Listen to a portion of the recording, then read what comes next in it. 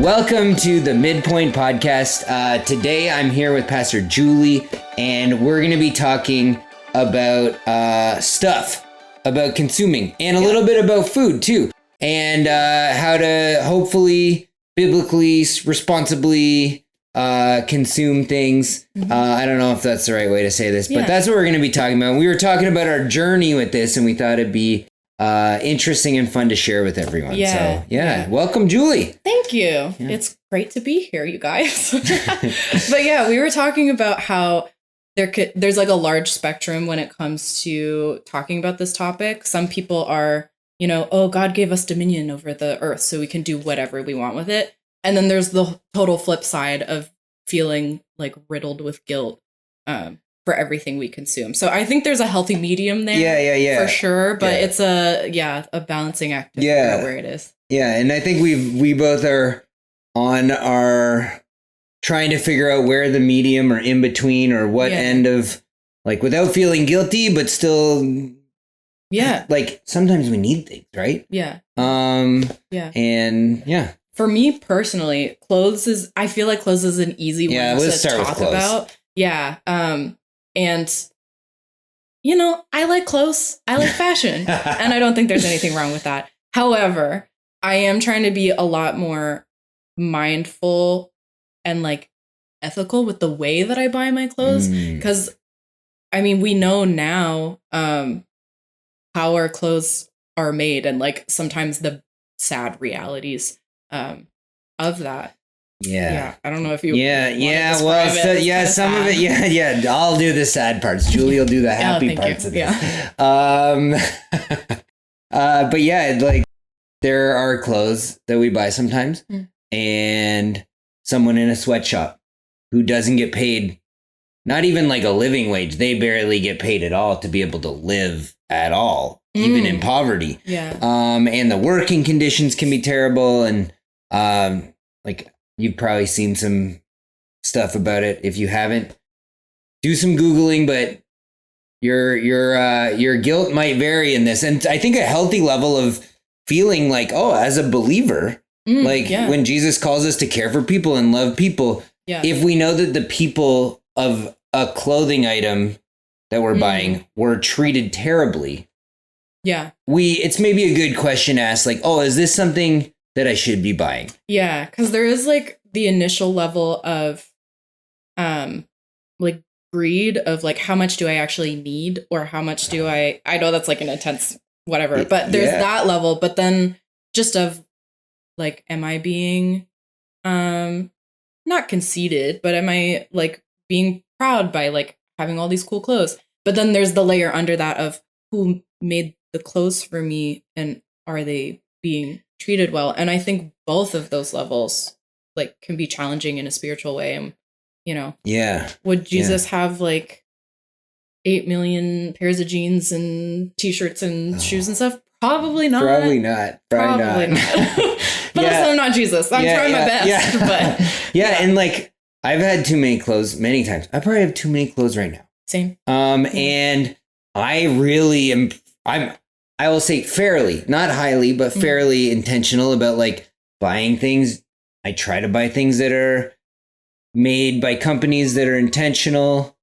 Yeah, so I try to buy things that are made by companies that show me what the factory looks like. And it's like, oh, it looks clean. And oh, this person gets paid pretty well. It doesn't matter where that is. And like, I'm one who likes buying things made in America. My pants, I cheated a little. Well, cheated. I intentionally knew I was being on a podcast about stuff, and so I wore a pair of jeans that are made in America, and my these moccasins are made in Maine and by some dude that has a little shop, That's cool. Which is like really cool, and like you pay the price for something that you know someone took the time to make, and like they make enough money off it to live and like all this stuff. But I don't think it's just about the money aspect of it. I don't want to get too deep in the weeds, but like the material that we're consuming at large sometimes also leads to like landfills being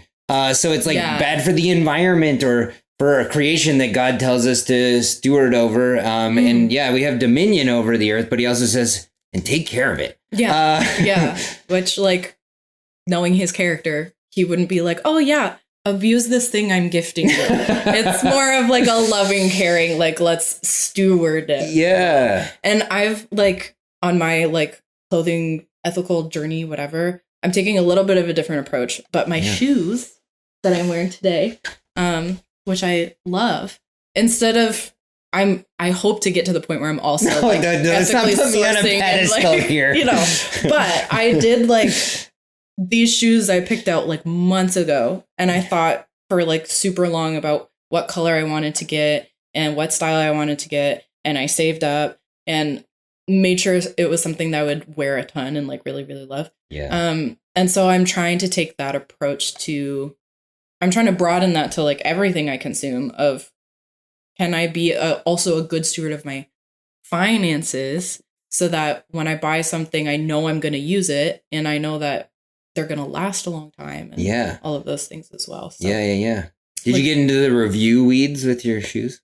I didn't do it. I didn't go into the review weeds, but okay. I've seen a few of you wearing them at church and I like them. So I was influenced by my peers. Okay. No, yeah, and it's like, we're not saying, or at least I'm not, I don't think Julie is. It's nice to enjoy your clothes. Yeah. God wants us to enjoy things and take delight in them. And I think like it's an okay thing to like how you look. Yeah.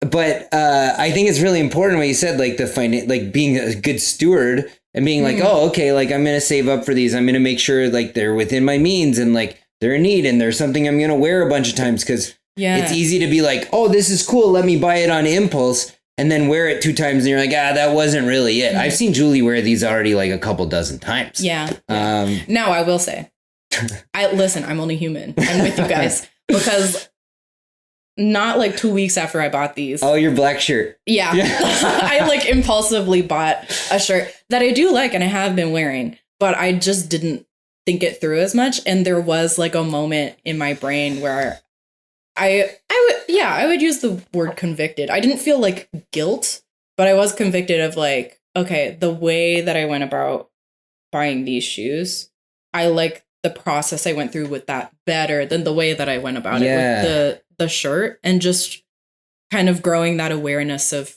okay, this is like a habit that I actually want to. Yeah. Well, it's a good, talking about shirts is a good, not pivot point. I'm a pastor. I'm going to insert a Bible verse. And we were talking about Luke 3. Yeah. And John the Baptist says like, oh, if you get, I think it's John the Baptist, not Jesus, right? Yeah, it's John. And he says something along the lines of, oh, you got 2 shirts? Give one to someone who has none. Yeah. Now, Julie and I couldn't think of someone we knew that had no shirts, but the idea so don't have to give it anyway. Yeah.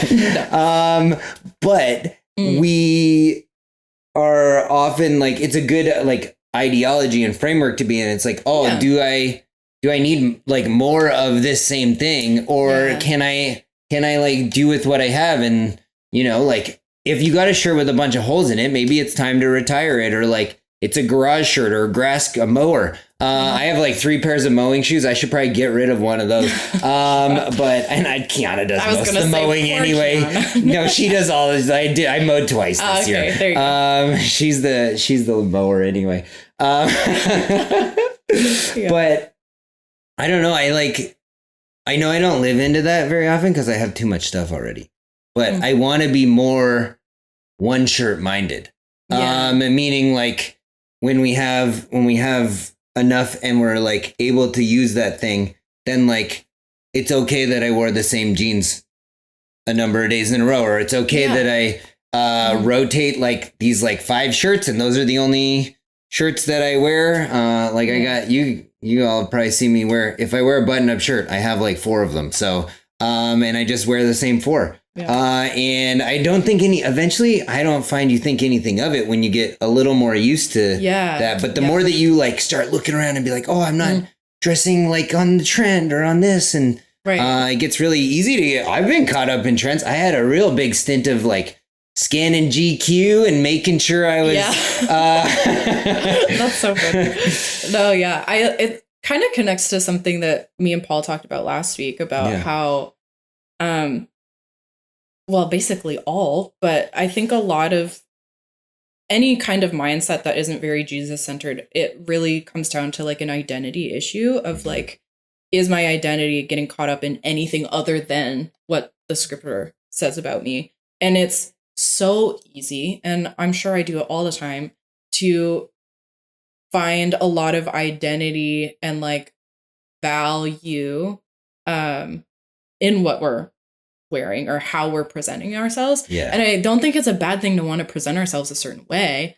Like it's fine to wear like clothes that you like you said earlier.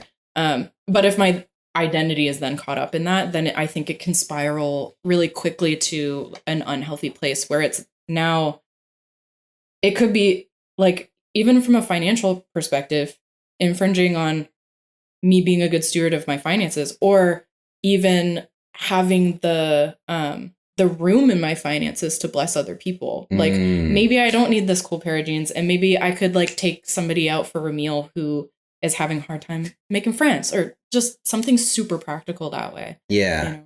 Yeah, for sure. One thing that I wish I was better at, that I know some people, Kiana is like super good at this, is like, if you hear someone who's like really like been saving up for something, but they're like, oh, I don't know if it fits in my budget, and like it feels really cool to be like, I'm gonna buy that for that person and surprise them. That's sweet. Yeah, and the more that you're intentional and like, oh, okay, I can wear the same thing, or I can like, we can get in anything. People, it gets easy to want new technology all the time, and like the best and the brightest and the fastest, and but if we're okay, like having like a couple generations old of whatever, fill in the blanks. You know what I'm talking about. But if we can fit within like using things for their lifetime, like I wanted, like I have a nice fitness watch already, but it's like 4 or 5 years old now. Yeah. And sometimes I'm like, oh, I really want like the new cool one that has these new features, but I'm like, I don't even use all these features. Yeah. So it's like a battle of like contentment, and I think sometimes the enemy is competing for our discontentment. Write that down, battle of contentment, because it's very ingrained in our culture to not use things until they're used up. Like I don't know how, like, when the last time I threw out like a piece of clothing because I had fully worn it out. Now I'm getting close with like some of my jeans and stuff like that, but I do think there's a pace that our culture goes in that is faster than actually what we consume. If that makes sense. Yeah. That's just true. Yeah. I don't know.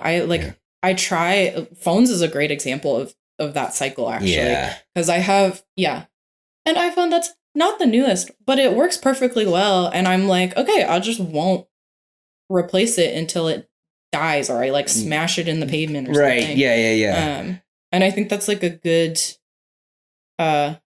example of how we can go about like a lot of different things. Like, it could be home decor, like it could be your car even. I know that's like a big thing, but like having a used car that you just drive until it kicks the bucket, then like that's great. You know? And not trying to keep up all the time for material sake, right? Or like vanity or whatever words we want to use. You made me think of like when you said make things less. I wore this hat on purpose too. I've bought several hats recently. I probably didn't need them all.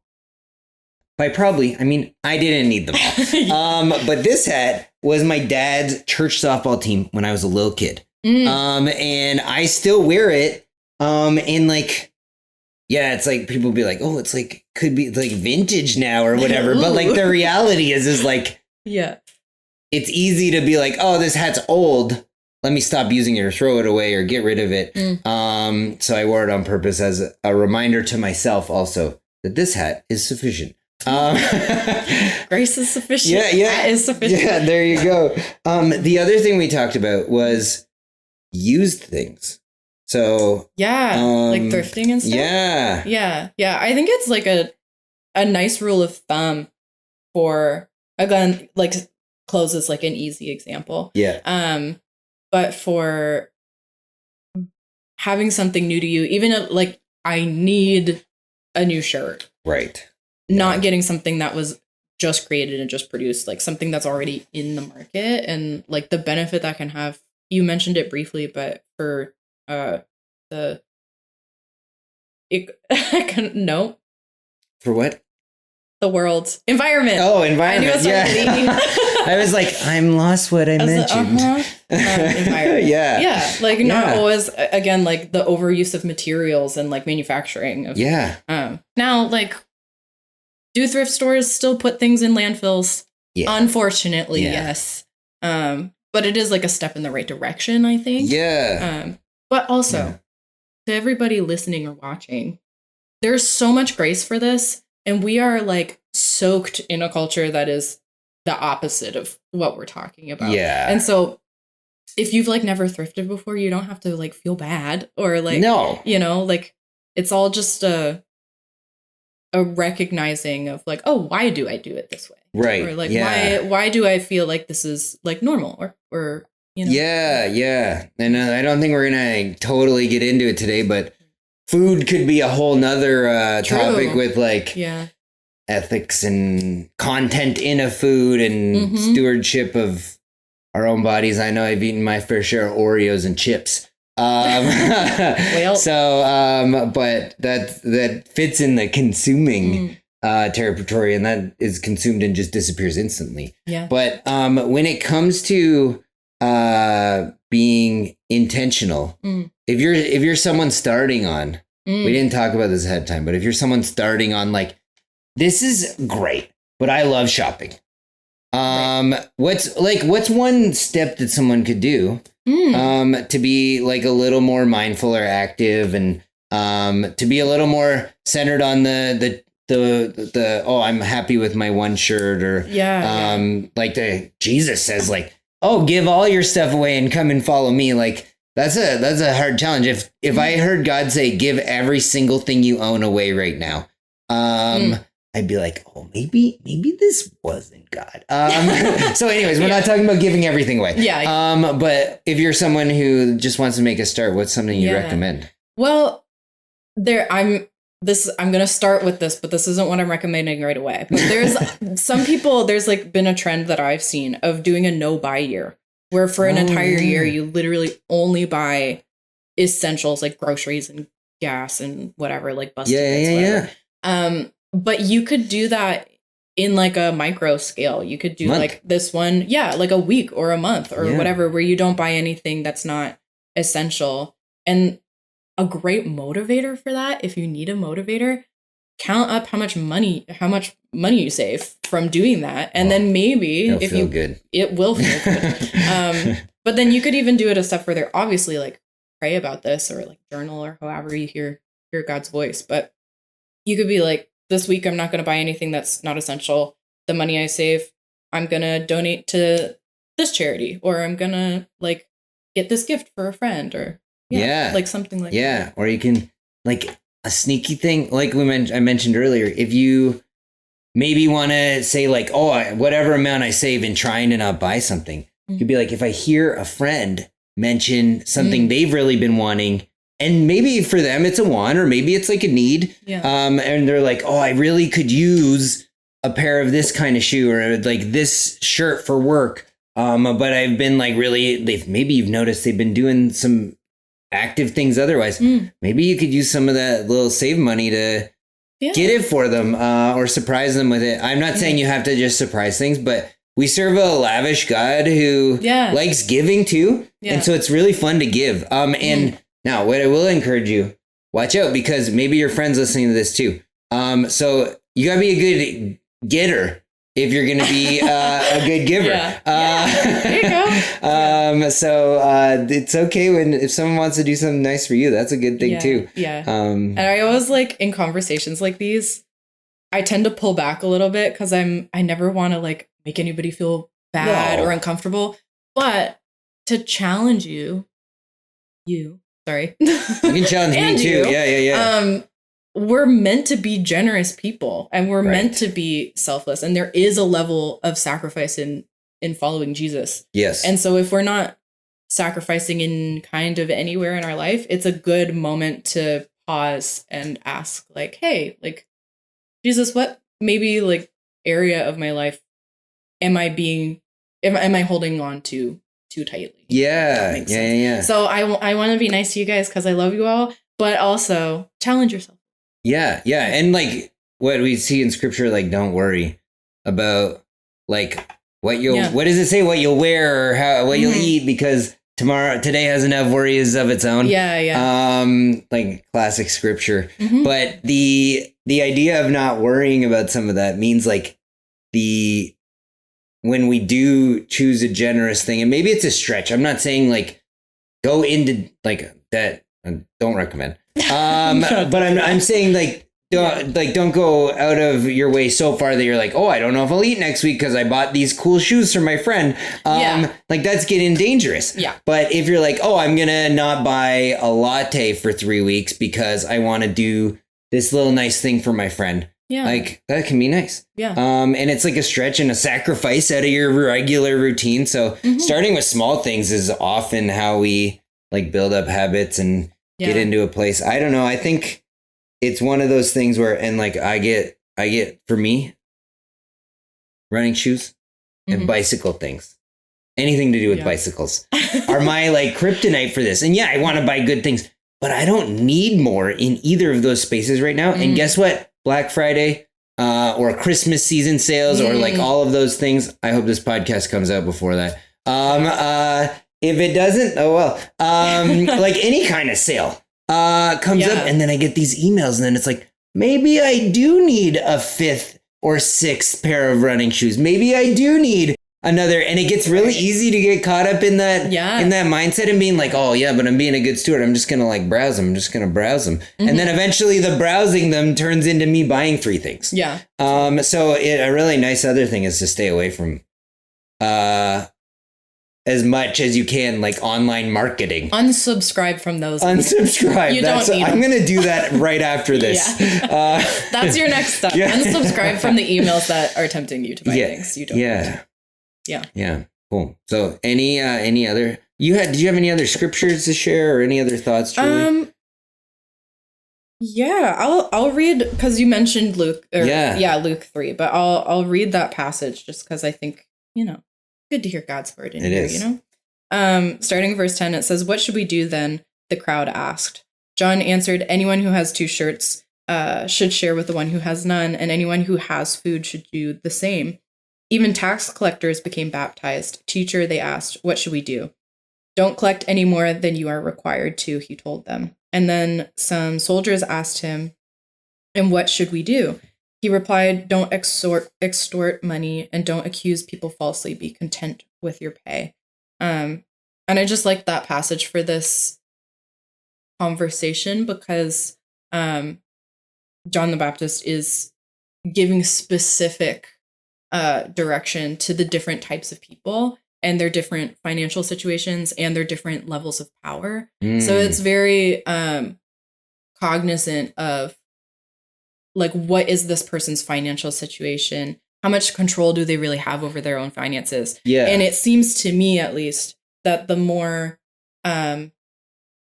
like control or like privilege that a person is having, the higher the standard is to really live up to living sacrificially and like making sure that your community is okay.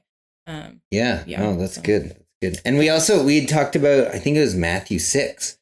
Is that one of the, that's where Jesus says like, it uses in certain versions, it says like, don't store up your treasures on earth where moth and rust will decay it. Or like if you live here, like maybe mold because it rains so much. And mildew. Mildew in the basement. I got too many things and they stored them all in my basement and they got some water damage. Classic. Classic Nova Scotia. But it is one of those things where we can start accumulating. And another like practice that like I'm trying to get better at is, and like, I'm talking even getting things for free. you just can get stuff clutter. And then it starts taking up mental space. Yeah. That I think like that starts taking up space. So I'm not even talking about using money. Sandra knows and Julie knows that I love picking up free things. People throw out good garbage in Halifax. And I just love picking it up and like doing, and I don't use so much of it. And then it takes up space in our house and makes our house less peaceful. And I'm like, oh, I need to take care of this thing, or you start getting owned by our stuff. And what we can't have two masters, like it's either money or God, or stuff and God, we could probably substitute that. So I think for me, like even sometimes it's not actually about the financial end of things or the ethics end of things. It's the just like, oh, am I leaving mental space so that I have a peaceful home so that I can be more at peace and more in tune with God? And because I think like it's not always about spending our money. It can even be about the things that we have dominating space. So I'm trying to get rid of some stuff. Yeah. And I don't know, maybe you have a very pristine basement or closet, or I need to work on that as far as if material. You do, congratulations. Yeah, congratulations. Write to us either at a whatever end of the spectrum if you're dealing with it, and how you want to deal with it, and how you might feel challenged today or have questions. We'd love to hear from you. Yeah. Any other thoughts, Julie? I know we're all on different journeys with this, and we all have different convictions. Yeah. And I want to encourage everyone, like, explore this topic, but like part of the laws being written on our heart after we love God and love people is like be asking God, like, oh, is this an area, like how do you want me to proceed here? So we're all working out our faith. So it's no shame. It's just a part of the process of Jesus. Yeah. Y'all are doing great. Yeah. We love you guys, and let us know where you're at with your stuff. You got a basement full of stuff, or maybe a whole house full of stuff, and how you might be wanting to make, even if it's a little micro step of not buying stuff for a week or a month, or maybe putting some of your stuff away and seeing if you can go without, and then maybe getting rid of some of that, or however else you might be wanting to manage stuff so that you have more freedom to be someone that can be generous, focused on God, and hopefully caring for everyone around us, and around us not just being immediate, like globally caring for people. So yeah. We'll see you next time, and have a great one. Bye.